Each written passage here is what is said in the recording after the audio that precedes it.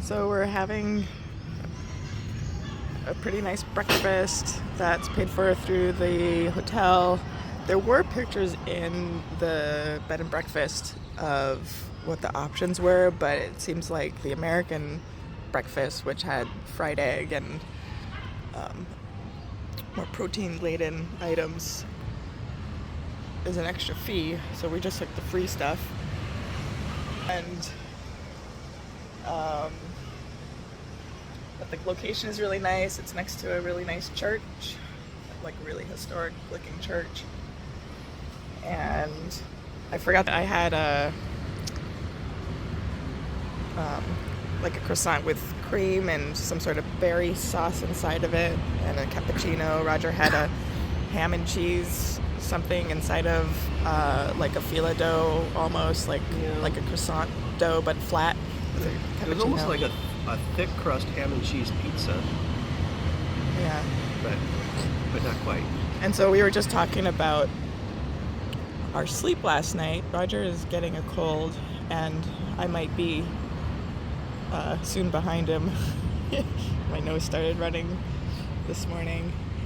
And he asked me if I slept better last night in the bed and breakfast or worse than the ferry we were just on. I said, well, there's nothing worse than the ferry that we just slept on, because it was like 95 degrees and there were bugs in the bathroom, and the toilet smelled like 20 years worth of pee buildup that nobody cleaned. There was already toothpaste in the sink when we got there, as well as like some sort of film across the basin. But no rats. No rats. There were no rats.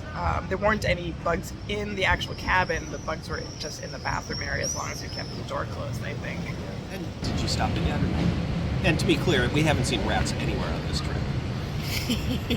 Yeah. But the bed was very firm. Every single bed that we've had in Italy, even in Ostia.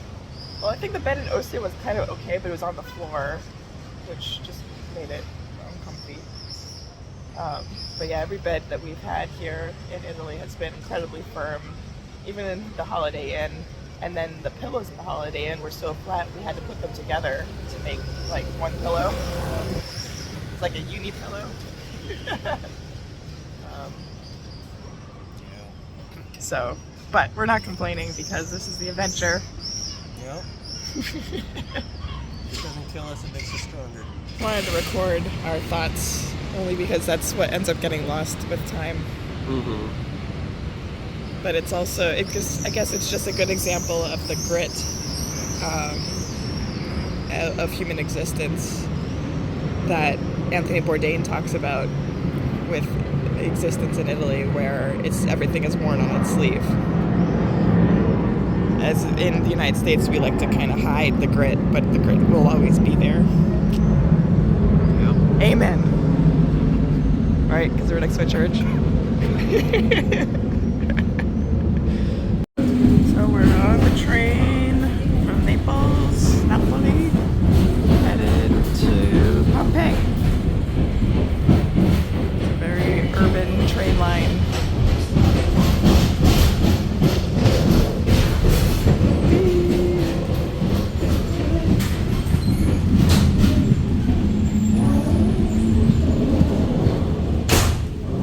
It's about an hour ride.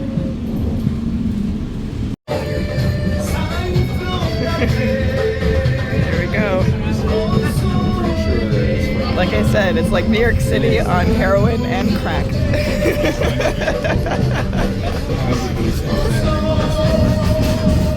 The train filled up a lot after one stop. There's like 120% more people in here.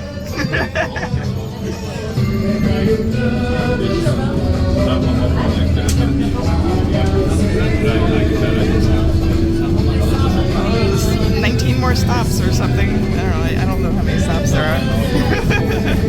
Our first full view of Mount Vesuvius behind some buildings because I missed it.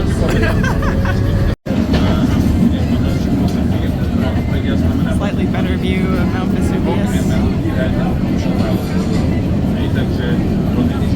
There is a hiking trail on the other side to go up to the top, but we're not going to do that because it's like really hot. Oh, we made it off the station. Google thought it was going to take us an hour to get here. It took like a half an hour. Yeah. So Google was wrong on that. I guess we're gonna Let's go find follow the crowd. Yeah.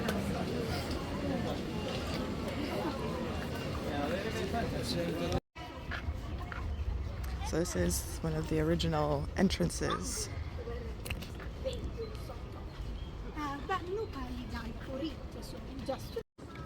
So the sea came right up to the town, it just said in the tour.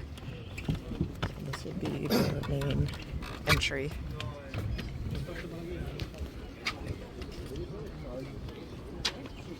So this is the House of the Faun. The actual faun statue is in the museum back in Naples that we're planning on going to see. It says this is the largest residence. What's amazing is that the lead pipes to have all these fountains running are still in the ground. It's amazing.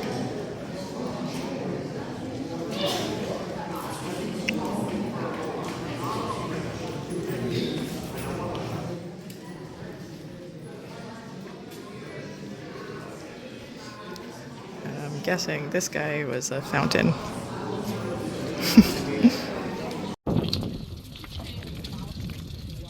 Roger is filling him water up at the same place that many other bulls may or may not have filled up on water.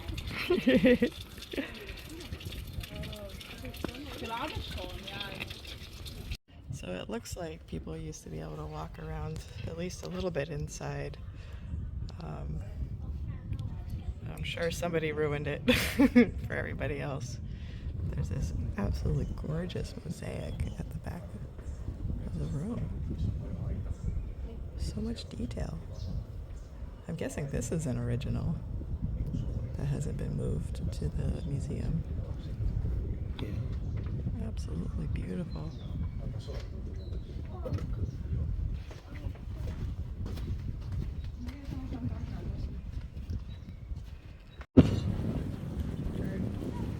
Just finished eating, enjoying the view from the cafe. That's kind of at the hillside on Pompei. We've got a view of other towns outside of the Pompei archaeological site. And I'm assuming on the other side of that is Amalfi, which is pretty cool.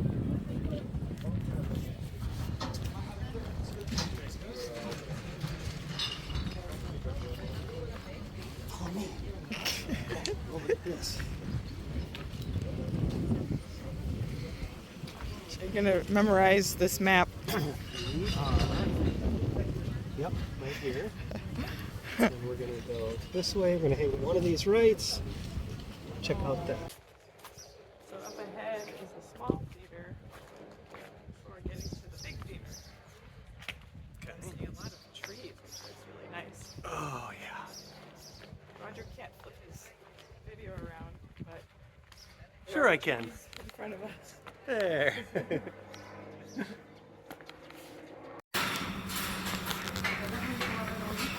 We found the stairs to go up, and that is what we're doing.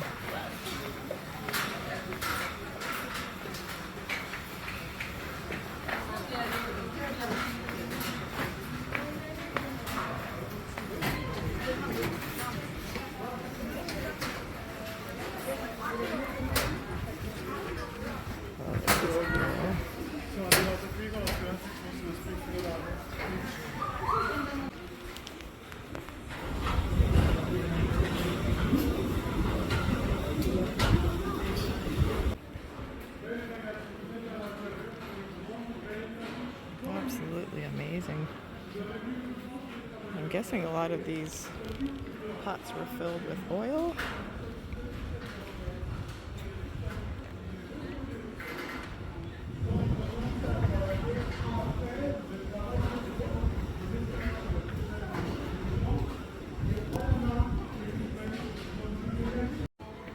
Roger and I were just talking about how we had no idea this whole elevated space existed. It's quite a nice surprise.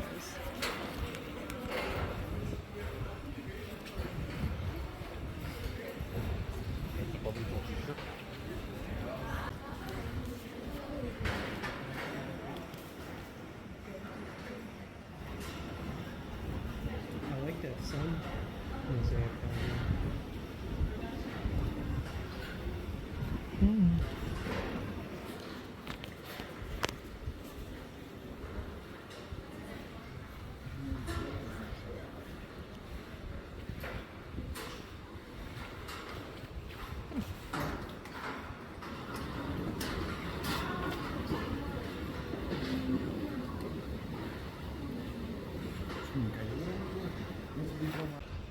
Oh, look at this pot.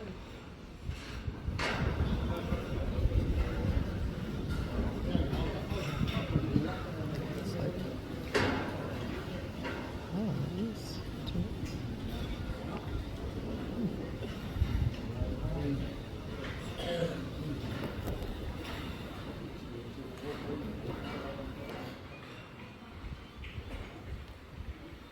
Oh wow, look at it. Floor tiles still have their color. They match the walls.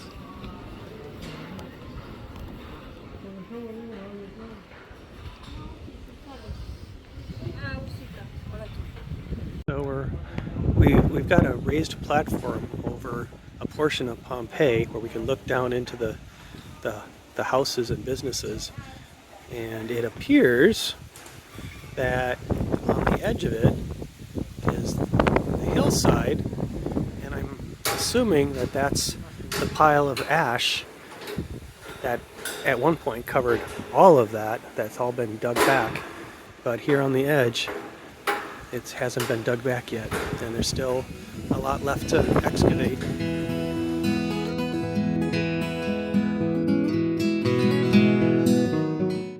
So I just was looking at the art that this woman has done, frescoes. I bought one that I really liked. And Roger and I were just walking across this bridge and noticed a pomegranate tree. It actually has even bigger pomegranates than the ones that we saw starting to sprout in Sardinia. Isn't that so cool? Too early in the season for them, but it's so fun to see. Oh my goodness. The eruption. I don't think we're gonna get out of here in your hour time frame. No, luckily we don't have a hard stop. No. Did you see this? Cypress trunk. Fruit with a small part of trunk, not.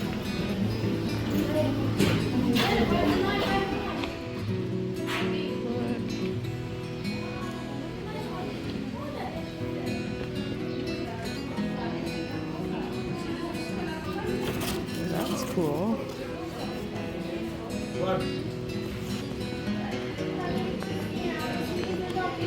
Some fresco examples.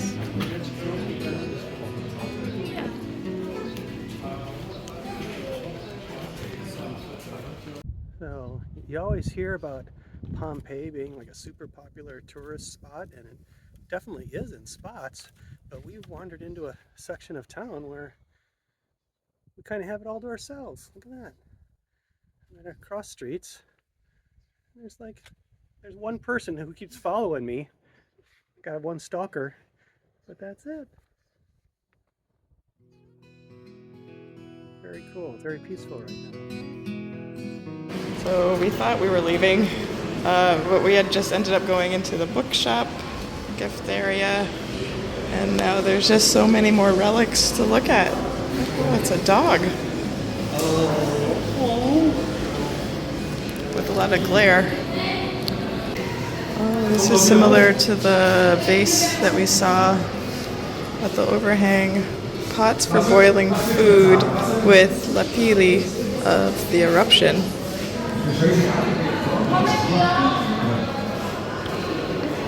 some people with a baby. Oh, goodness.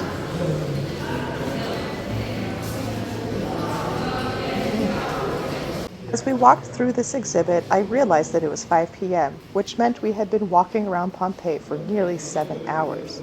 We were well past ready to lay down in the bed and breakfast up in Naples, and chose to forego the additional exhibits outside of Pompeii proper that our Plus tickets promised.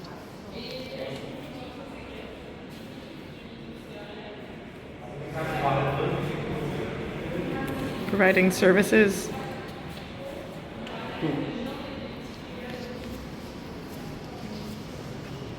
It was refreshing to see works that were once taken abroad to have been repatriated to their proper point of origin.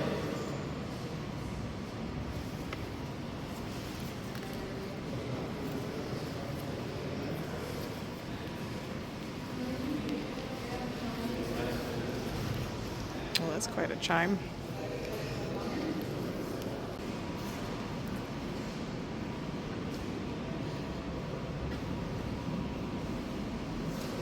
Wow, that's quite a wagon wheel.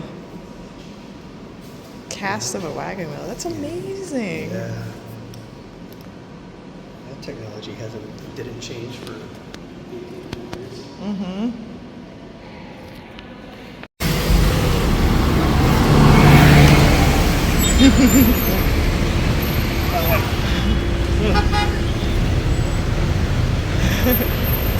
Every man for themselves there. Yeah, I tried to record it, but my fingers weren't fast enough. But it's essentially a crosswalk that's kind of like, do you feel lucky? Well, the light never turns red for the cars. Yeah, so it just means caution for the people walking well, across. the light is blinking yellow for the cars, and then it's blinking yellow for the pedestrians. Yeah. So everyone just go, I guess, and go slow.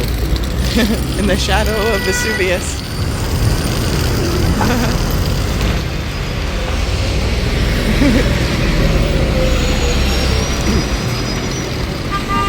And there's Garibaldi for the square that this is named after.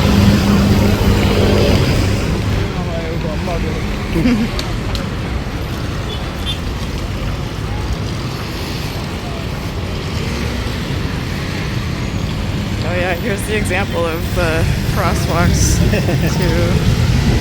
all throughout Rome. It was like that.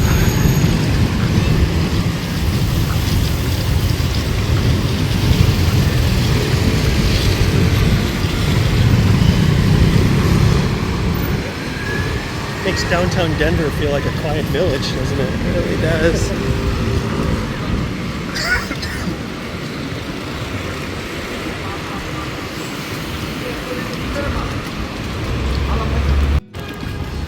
We're on our way back, trying to find something to eat. Passed through the gates. I didn't video record the other side, but I took pictures. Big square near our bed and breakfast is. We're really tired and we're hungry, but I'm having a hard time finding something that's more basic to eat. Roger was able to find some lozenges at a pharmacy, so that's a win. And I picked up another tube of that really cool cream that somebody gave me a gift of. So that's another win. But outside of that, we're